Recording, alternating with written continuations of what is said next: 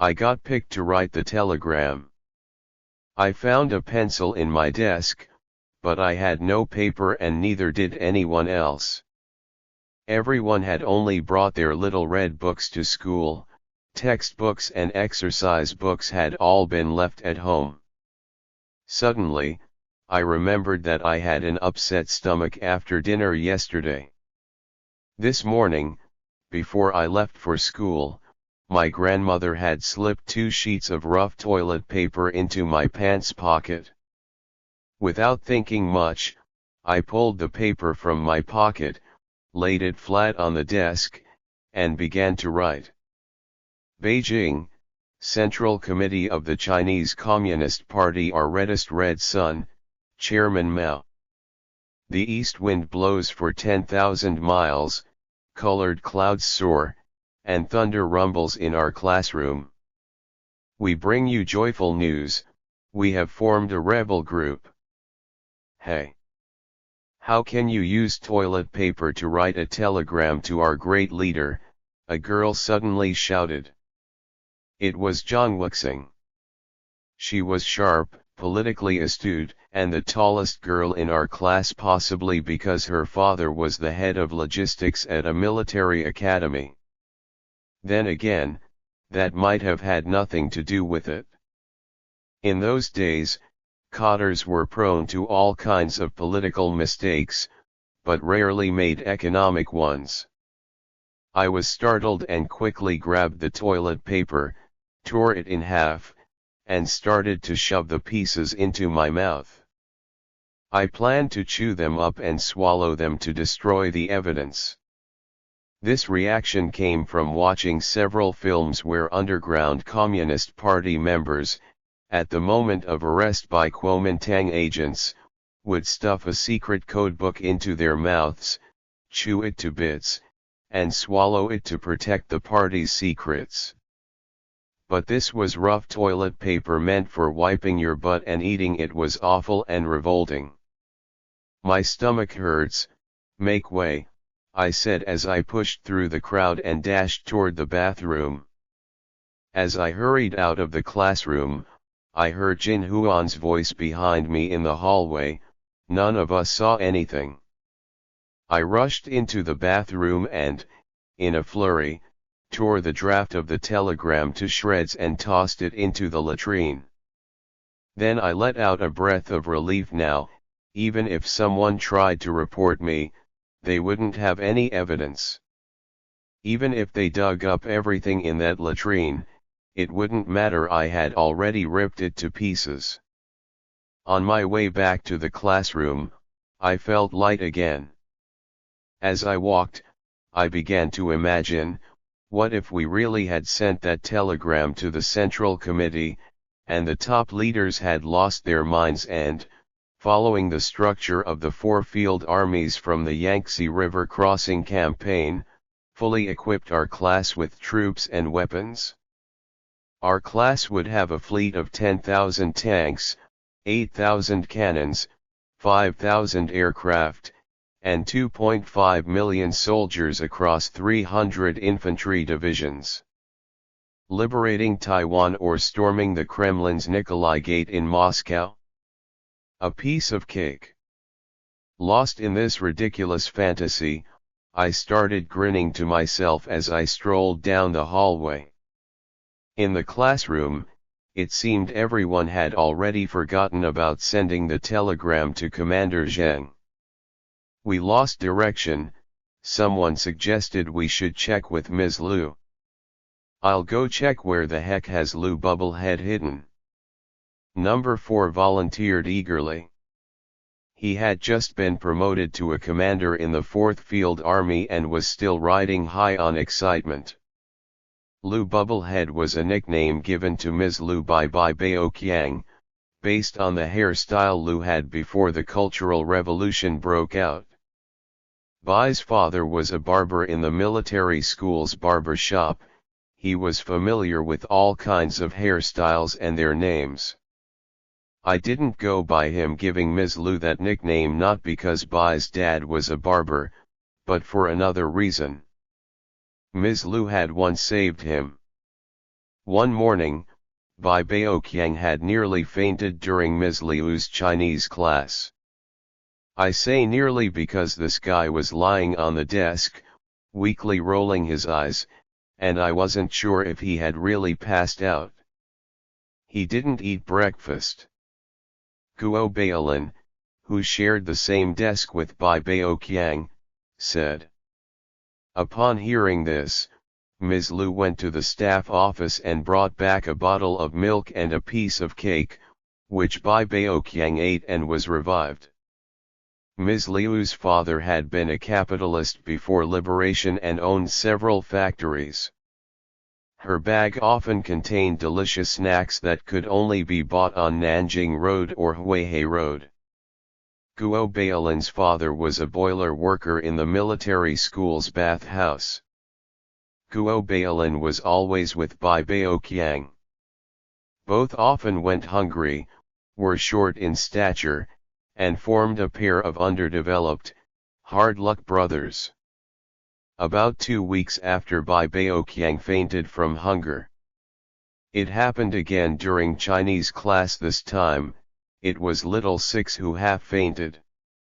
Sitting behind little Six, Bai Baoqiang leaned forward and quietly said to Ms. Liu, who was anxiously circling around, "He wants cake too." The whole class burst into laughter. Little Six suddenly woke up. He turned around, visibly annoyed, and said, "Damn it, I really am hungry. Ms. Liu, he made a bet with me that I wouldn't get any cake from you. But I swear, I really didn't eat breakfast this morning. Come to my office after class." Ms. Liu said. "Ms. Liu, we didn't eat breakfast either," a few more voices chimed in. A while later, number 4 came back.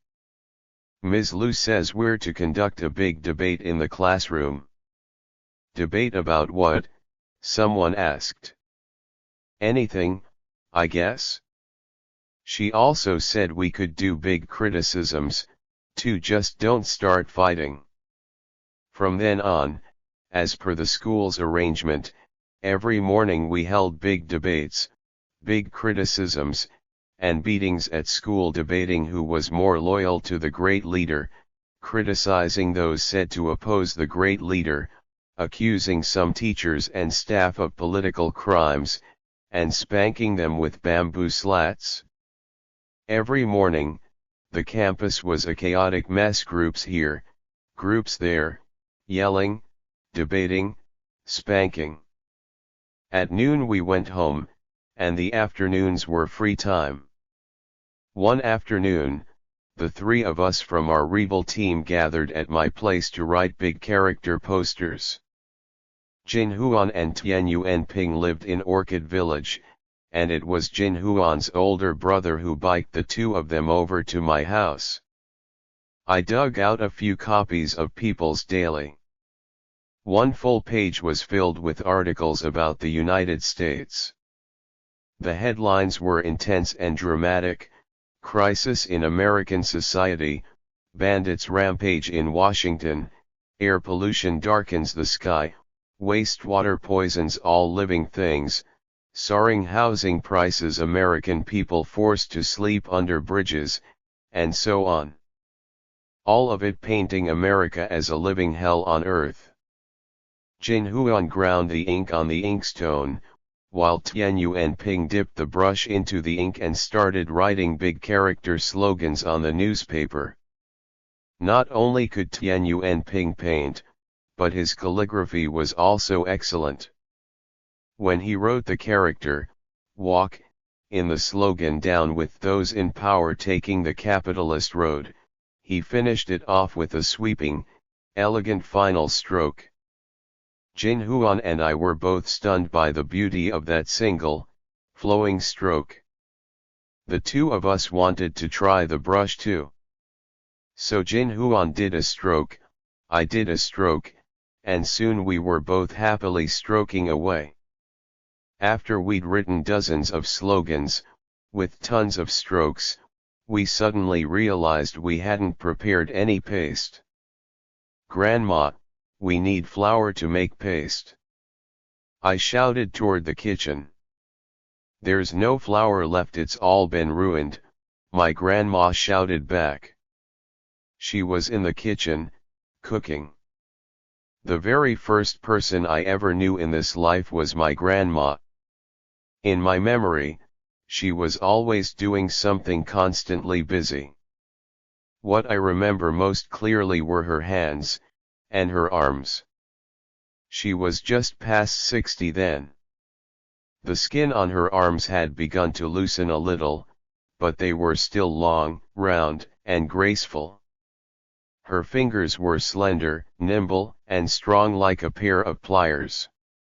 Every evening, what I dreaded most was when she came to help me wash my face. If she caught me half-heartedly splashing water around, she would come over, take the towel from my hands, rub soap into it, and scrub my face and neck like she was washing windows.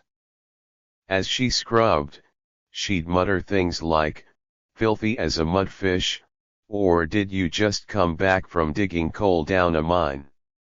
"Easy, easy," I'd yelp, surprised at how much strength still lived in those arms that had worked all day long. And later, when it was time for bed, those same hands would fan me, swat away mosquitoes, and bring me sleep. From the sound of Grandma's voice, it was clear the flour in the house had already been used up by my sister for making poster glue. "How about we try to get some flour from the academy cafeteria?" Jin Huan suggested. "That flour was snatched clean days ago." "The storeroom is locked up now," said Tian Yuanping. "Then I guess we'll have to rob a grocery store," I offered. "Or maybe we could find a plot of land, plant wheat, wait for it to ripen, harvest it, grind it into flour, and then use it for our slogans." "Who has that kind of patience to wait till harvest?" "Let's just rob the grocery store," Jin Huan said. "What are you boys up to?" My grandma suddenly walked in from outside. "Grandma," I answered, "we're getting ready to rob a grocery store." "Grandma, if we get shot by the police or soldiers, please burn some spirit money for us," Tian Yuanping pleaded pitifully. "Just burn these big character posters," Jin Huan added. "You boys are crazy," Grandma said with a smile. "Even if you had the paste, where would you put the posters? There's not an inch of blank space left on the compound walls."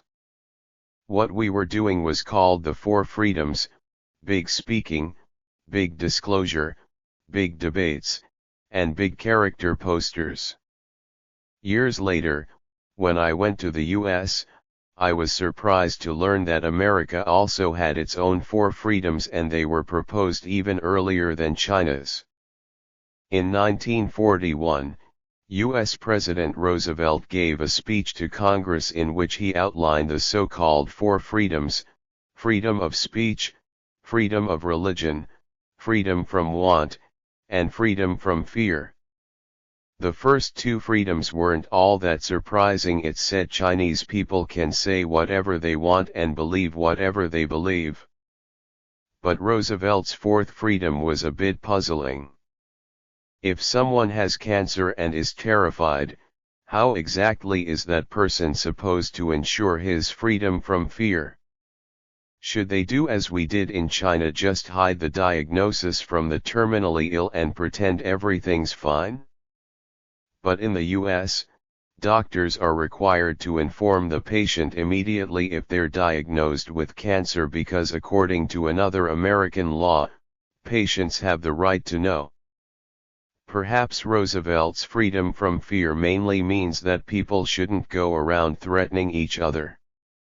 For example, teachers shouldn't threaten students, parents shouldn't threaten kids, police shouldn't threaten robbers, bosses shouldn't threaten employees, judges shouldn't threaten criminals, presidents shouldn't threaten citizens, and doctors shouldn't threaten patients. Of course, there are other things that can make people feel afraid, things that couldn't care less about what any law says. Laws are useless in those cases. You can't pass a bill saying tigers aren't allowed to attack Americans, or that earthquakes are banned from US soil, or that bacteria must not make people sick. The most interesting of Roosevelt's 4 freedoms is the third one, freedom from want. It means Americans aren't supposed to go hungry, or lack clothing, or be unable to get medical care when they're sick. Under this freedom, the U.S. military regulations actually state that soldiers have the right to eat their fill. If American soldiers are in battle and can't get food or water, their officers are authorized to order a retreat. In the Korean War, while the Chinese People's Volunteer Army was out in the freezing wind and snow, hungry but still fighting for Korea, the U.S. troops would often retreat simply because their beef rations hadn't arrived at the front line in time. This kind of behavior left the Chinese Volunteer Army utterly baffled. But the Americans couldn't understand the Chinese People's Volunteer Army's non-stop fighting, either. During an interrogation, a captured U.S. Army captain asked a Chinese officer, "You keep fighting even during meal times, don't you guys get hungry? What's more important, eating or fighting?" "Eating," the Chinese officer replied. "Your planes bombed all our supply trucks. We're surviving on snow mixed with roasted flour. Then why don't you retreat?" "Retreat? What do you mean retreat because we're hungry?" When the American captain explained that U.S. troops were allowed to retreat if they couldn't get food, the Chinese officer was stunned. He turned to the interpreter and said, "Then ask him this: if they can't sleep, can they retreat too?" "If the sleeping bags don't arrive, we can retreat," the captain answered. Then the American started complaining again, "You guys don't even sleep at night. After fighting all day, it's finally bedtime and you attack again. Don't you ever let people rest? Aren't you tired? Maybe you're not, but we are. We need sleep. Everyone's supposed to sleep on schedule." After China entered the war, the U.S. forces, caught off guard by the sudden assault from the Chinese People's Volunteer Army, retreated hundreds of kilometers to the south, beyond the 38th parallel. General Walton Walker, commander of the U.S. 8th Army, was killed in a car accident during the retreat. At that point, countries like India and Egypt began calling for a ceasefire and negotiations through the United Nations. A ceasefire at that moment would have been most advantageous to the Chinese and North Korean side. However, Chairman Mao, intoxicated by victory, misjudged the situation and ordered the Volunteer Army to cross the 38th parallel and push further south, aiming to drive the Americans into the sea. But General Ridgway, the newly appointed U.S. commander, soon discovered the Chinese army's critical weakness. The Chinese offensives could last only 8 days. That's because all their equipment and supplies had to be carried by the soldiers themselves. Each man had to carry either a rifle, or a light machine gun, or a gun mount, or a cannon breech, or a shell, along with a few grenades and belts of ammunition, plus a quilt soaked with snow melt or blood, and a sack of dry roasted flour. Altogether, each soldier bore a load of 100 to 200 pounds. Ammunition and food could only last 8 days. After marching day and night without rest, by the 8th day the volunteers were utterly exhausted, out of ammo, out of food, and nearly incapable of fighting. So Ridgway adopted a tactic he called magnetic warfare to deal with the Chinese. He ordered U.S. troops to retreat on purpose whenever the volunteers launched an attack. When the volunteer army finally occupied Seoul, they discovered it was a ghost town. Ridgway had played a classic empty city trick. Inside the U.S. command post, Chinese soldiers found a note on a desk that read, "The commander of the U.S. 8th Army respectfully greets the Supreme Commander of the Chinese Army." Though the volunteer army had occupied South Korean territory, they received no resupply, no ammunition, no materials, no food. The soldiers were so hungry they saw stars, their knees buckled from weakness. Their clothes were in tatters, shoes had lost their soles, and they could only wrap their feet in torn burlap sacks and shuffle through the snow. Commander Peng of the Volunteer Army immediately ordered a halt to the offensive. But the two top leaders of the Korean Workers' Party, Kim Il-sung, Fat Kim I, and Pak Han-yong, weren't having it. They rushed to Peng's headquarters, expressing complete confusion and disappointment over the halt. They urged the volunteer army to keep pushing south and drive the UN forces into the sea. Communist leaders really seemed to enjoy sending Americans into the ocean. What for? Fishing practice? Swimming lessons? Commander Peng replied that the 350,000-strong Korean People's Army in the rear had already been resting and refitting for 2 months. If there was more fighting to be done, let them go. The two men left, visibly disgruntled. Not long after, U.S. forces launched a counterattack, inflicting heavy casualties on the volunteer army. By the way, Pak Han-yong was actually a veteran of the Korean Communist movement, more senior than Fat Kim I. After World War II ended, Pak re-established the Communist Party in Seoul. At the time, Kim was only head of the North Korean Bureau, which, at least in name, reported to Pak. Later, with Soviet backing, the North Korean Bureau broke away and became the Workers' Party of North Korea, putting Kim on equal footing with Pak. By 1948, with Syngman re-cracking down on communists in South Korea under U.S. support, Pak and the party's southern leadership could no longer operate in the south. They fled north. But once there, Pak ended up under Kim's roof, no longer the host, just a guest. After the Korean armistice, Kim had Pak executed, accusing him of being an American spy and counter-revolutionary. In the years that followed, Kim went on to execute a long list of senior cadres and founding members of the Workers' Party, ostensibly to secure his grip on power. Of the top 28 figures in the first generation of North Korea's party and military leadership, 1 died in an accident, 3 died under murky circumstances, 5 died of illness, Kim included, and the remaining 19 were executed on various charges by Kim himself. But that had nothing to do with the Chinese.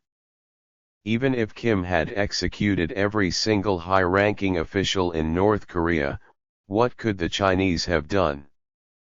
In any case, Fat Kim I wasn't looking to eliminate everyone, he just wanted to consolidate power and make every North Korean worship him. And what did that have to do with ordinary Chinese people? To be honest, it still baffles me. Chinese soldiers went off to die in Korea just to help Kim tighten his grip on power? After the war, North Korea built 17 grand memorials to the so-called Great Fatherland Liberation War. In every single one, the victories were credited solely to Fat Kim I and his army, while the decisive role of the Chinese People's Volunteer Army was wiped from memory, like it never existed.